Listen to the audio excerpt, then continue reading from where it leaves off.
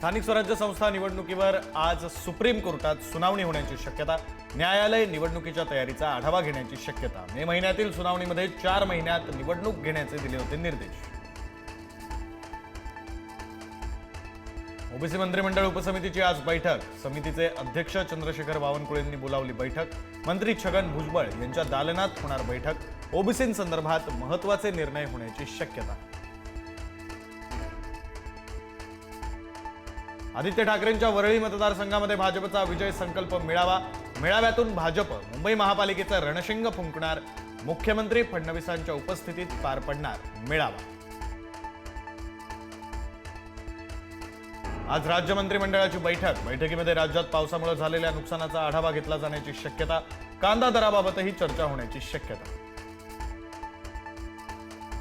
सरकारची think tank असलेल्या मित्राच्या सल्लागारपदी अंजली दमानिया यांचे पती अनीश दमानिया।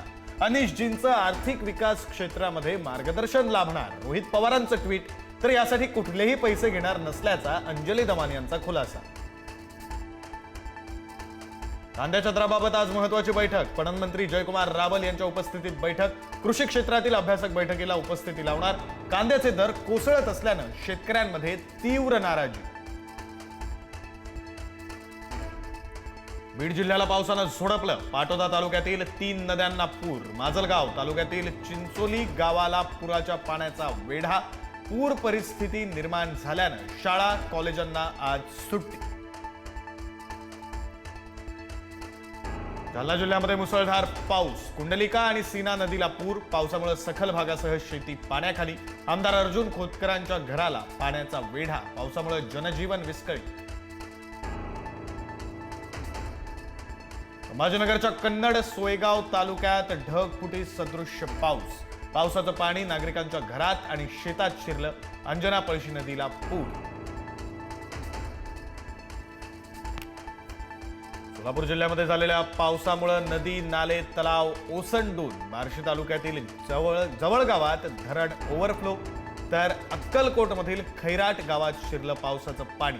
शेतपिकांचेही मोठं नुकसान।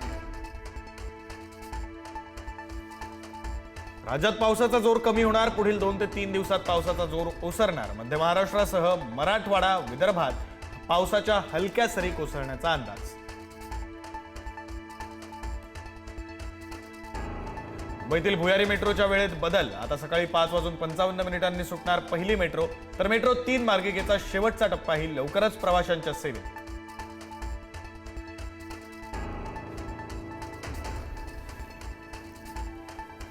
आजपासून नाशिक दिल्ली दरम्यान दररोज विमान सेवा। आठवड्यातून 3 दिवस असलेली विमान सेवा आजपासून दररोज सुरू।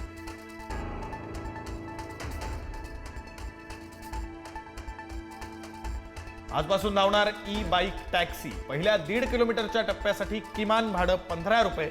त्यापुढे प्रति किलोमीटर 10.27 रुपये आकारले जाणार।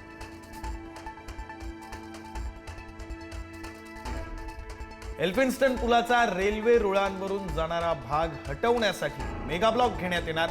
मध्य रेल्वे आणि पश्चिम रेल्वे मार्गावर 3 ते 4 मेगाब्लॉक घ्यावे लागणार। रेल्वे प्रशासनाचं नियोजन सुरू।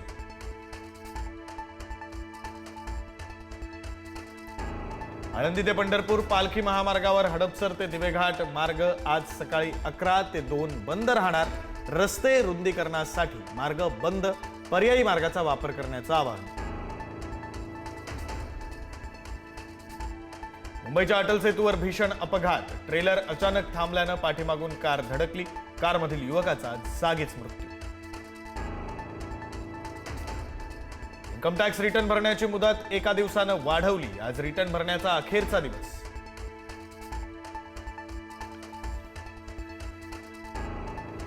आशिया कपमध्ये पूर्ण टुर्नामेंटमध्ये टीम इंडिया पाकिस्तानी क्रिकेटर्सशी हँडशेक करणार नाही। विजयी झाल्यास एसीसी आणि पीसीबीचे अध्यक्ष नक्वी यांच्याकडून ट्रॉफीही स्वीकारणार नसल्याची माहिती।